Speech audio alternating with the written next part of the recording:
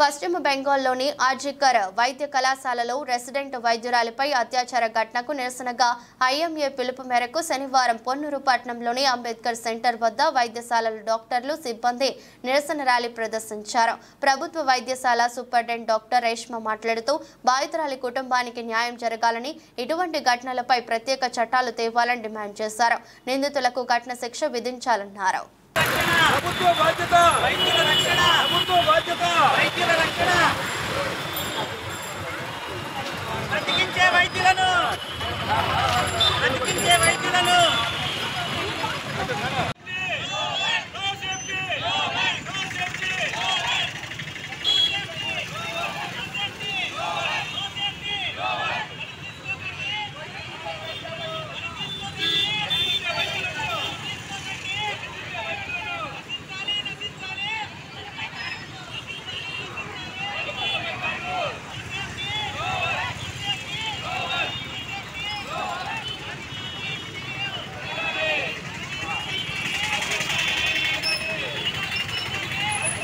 మనం ర్యాలీ జరుపుతున్నాము.